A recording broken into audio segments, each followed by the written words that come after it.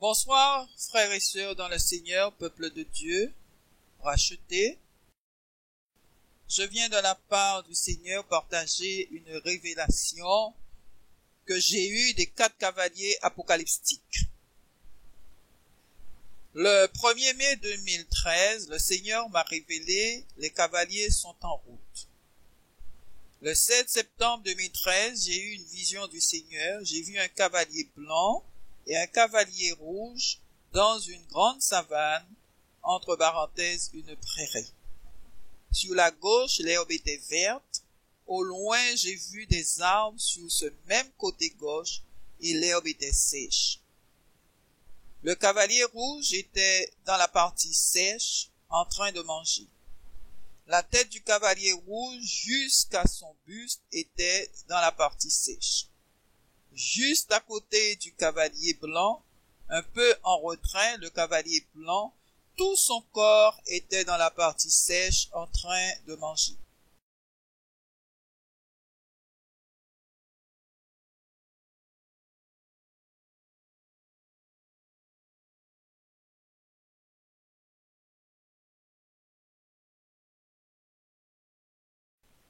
Deuxième vision, le Seigneur me dit, le Kenya aura un bain de sang. Dans la nuit et dans la journée du lendemain, j'ai beaucoup médité sur cette vision, car au plus profond de moi, je savais que cette vision était d'une grande importance spirituelle pour les derniers temps. De toutes mes visions, elles font partie des plus belles visions que j'ai eues du Seigneur. Apocalypse 6, versets 1 à 2, dit, « Je regardais et voici parut un cheval blanc. Celui qui le montait avait un arbre, une couronne lui fut donnée, et il partit en vainqueur et pour vaincre.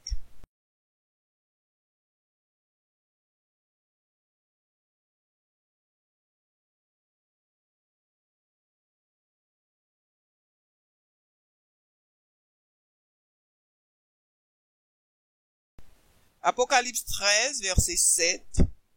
Et il lui fut donné de faire la guerre aux saints et de les vaincre.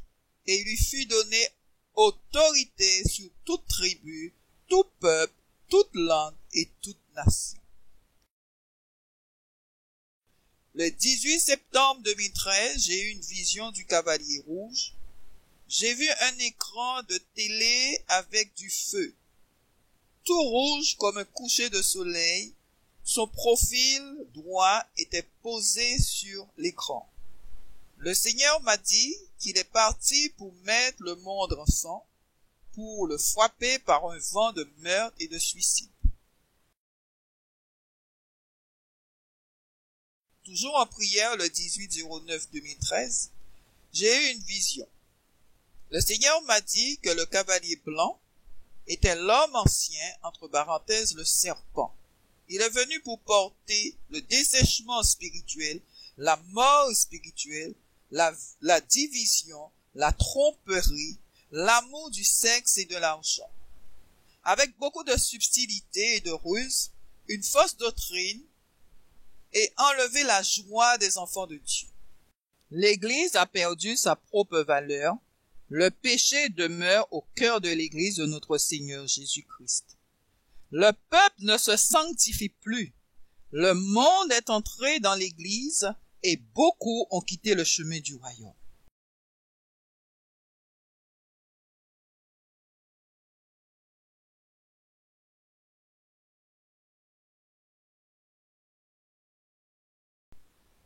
Le côté vert de la savane représente les enfants de Dieu, sanctifiés, qui ne manqueront de rien. Apocalypse 6, versets 2 à 3 nous dit, « Quand il ouvrit le second sceau, j'entendis le second être vivant qui disait, « Viens !» Et il sortit un autre cheval roux. Celui qui le montait reçut le pouvoir d'enlever la paix de la terre, afin que les hommes s'égorgeassent les uns les autres, et une grande épée lui fut donnée. Le cavalier rouge, il apporte la guerre, le bain de sang, La mort physique, la famine, le désespoir dans le monde, problèmes gouvernementaux, de gros problèmes financiers, mais aussi dans l'Église du Seigneur.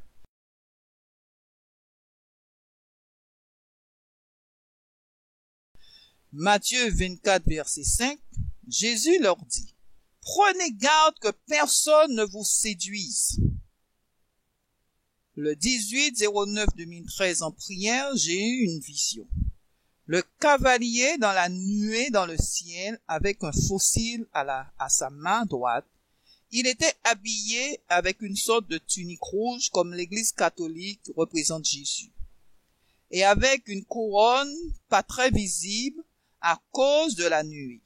Le Seigneur m'a dit que ce cavalier est venu porter l'idolâtrie, ramener le peuple dans l'idolâtrie, couper tout sur son chemin et détruire le peuple.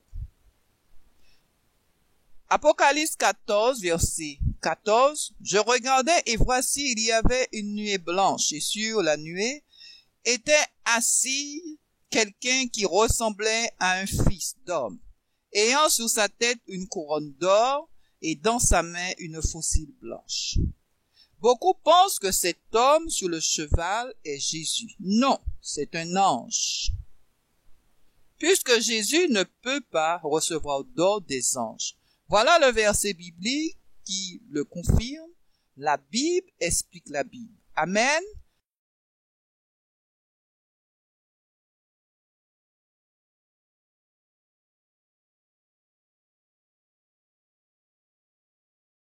Hébreux 2, versets 7 à 8. Je viens de la part du Seigneur pour vous dire de vous préparer car Jésus-Christ est à la porte. Le Seigneur nous parle de la dernière onction en Ézéchiel 47 pour un peuple sanctifié et choisi par Dieu lui-même. Ézéchiel avait déjà prophétisé la crucifixion de Jésus. Il dit, « Et voici l'eau qui sortait sous le seuil de la maison. » Ézéchiel 47, 1. Un seuil est la base d'une porte, une pierre qui nous donne un accès d'entrée. Un seuil désigne aussi une section d'un cours d'eau, d'un déversoir. La Bible nous dit que Jésus est la porte. Jean 10, verset 9. Je suis la porte. Si quelqu'un entre par moi, il sera sauvé. Il entrera et il sortira, et il trouvera des pâturages. La Bible nous dit que Jésus est la pierre angulaire. Éphésiens 2, verset 20. Jésus-Christ lui-même étant la pierre angulaire, l'eau ou le torrent représente le Saint-Esprit. Ézéchiel avait déjà prophétisé que le Saint-Esprit allait sortir du côté de Jésus-Christ. Amen. Ainsi naît l'Église dans le sang rédempteur et l'eau vive du Saint-Esprit. Jean 19, versets 3 à 37. Le côté de Jésus étant resté ouvert, cela représente une continuelle naissance de son épouse, son Église. La vision d'Ézéchiel révèle un puissant déversement du Saint-Esprit dans le dernier jour. Ézéchiel parle d'une montée du Saint-Esprit dans le dernier temps. Ézéchiel 47, verset 5, l'eau était si profonde qu'il fallait y nager. La maison représente Jésus et l'autel représente la croix. La fondation de ce torrent est la croix. Jean 19, verset 34, mais un des soldats lui perça le côté avec une lance et aussitôt il sortit de l'eau et du sang. Cette petite mesure d'eau qu'Ézéchiel a vue sortant du côté de la maison qui est notre Seigneur Jésus-Christ au sud de l'autel qui est la croix de Jésus. Sa croix et devient un torrent d'eau, si grand qu'il fallait y nager. À la mort de Jésus, Le Saint-Esprit s'est répandu dans nos vies. Les disciples de Christ ont eu la promesse que le Saint-Esprit serait un torrent de vie qui naîtrait en eux. Et ce torrent coulerait dans le monde entier. Celui qui croit en moi, des fleuves de vie couleront de son sein. Comme dit l'Écriture, il dit cela, de l'Esprit qu'allait recevoir ceux qui couleraient en lui. Car l'Esprit n'était pas encore donné parce que Jésus n'avait pas encore été glorifié.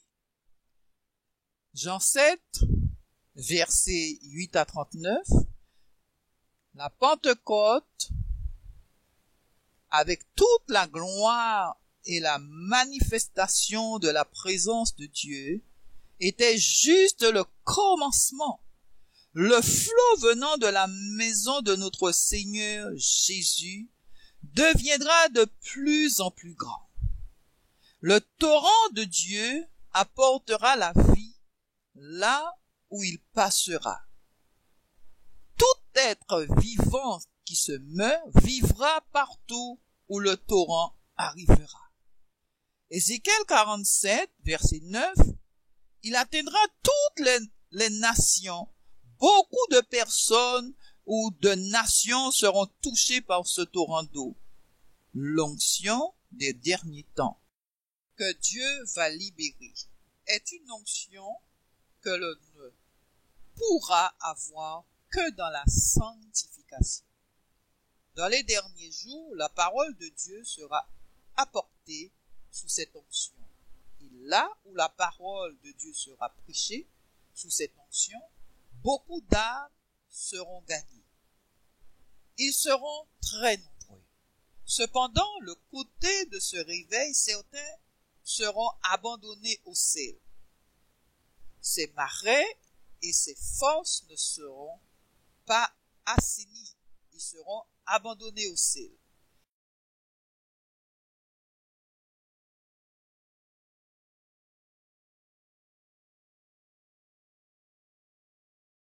Ézéchiel 47, verset 11, les marais représentent les assemblées et les fausses églises qui sont abandonnées au sel. Le sel représente les églises non visitées, non nourries par le Saint-Esprit. Dans l'Ancien Testament, le sel est symbole de rébellion et d'aridité. Ézéchiel décrit ceux du peuple de Dieu qui ressentiront profondément les choses, mais qui ne changeront pas. Ils n'obéiront pas à la parole de Dieu. Ils feront des promesses et prendront des résolutions pour changer, mais sans les suivre. Le Saint-Esprit sondera leur âme et les cherchera, mais ils resteront inchangés. Ils se tiendront dans le torrent de vie, mais ne lui permettront pas de toucher leur fort intérieur. L'onction des derniers temps que Dieu va libérer est une onction que l'on ne pourra avoir que dans la sanctification. Avant que la porte ou la blessure du côté de Christ ne se ferme, le Seigneur veut rassembler son Église. Le corps de Christ, il désire une Église sanctifiée. Matthieu 23 à 37 dit, « Jérusalem, Jérusalem, qui tue les prophètes et qui lapide ceux qui sont envoyés. Combien de fois ai-je voulu rassembler tes enfants comme une poule rassemble ses poussins sous ses ailes? Et vous ne l'avez pas voulu. » Le vêtement qui manque à l'Église est l'œuvre juste. L'Apocalypse 19, versets 7 à 9, dit, « Réjouissons-nous et soyez dans l'allégresse et donnons-lui gloire, car les noces de l'agneau sont venues et son épouse s'est préparée. Et il lui a été donné de se revêtir d'un fin lin éclatant pur. » car le fin lin, ce sont les œuvres justes des saints. Et l'ange me dit, écris, heureux ceux qui sont appelés au festin des noces de l'agneau. Et il me dit, ces paroles sont les véritables paroles de Dieu. Le fin lin représente la sainteté de l'Église, nous. Jésus reviendra pour enlever son épouse, qui est l'Église, et elle doit se préparer pour les noces. Si l'Église veut se marier à lui, elle doit avoir une vie de sanctification, elle doit porter les habits de noces. Si vous voulez vous marier à lui, abandonnez le péché, abandonnez les choses du monde et portez l'image, l'identité de Christ. Lorsque l'Église porte des vêtements sales, l'ennemi réclame son droit sur elle. L'Église doit enlever les vêtements sales et doit se vêtir d'un habit de noces, de la sanctification et du sang de Jésus. Hébreux 12, verset 14 dit que sans la sanctification, personne ne verra le Seigneur. Dieu nous appelle à être saints comme lui, il est saint.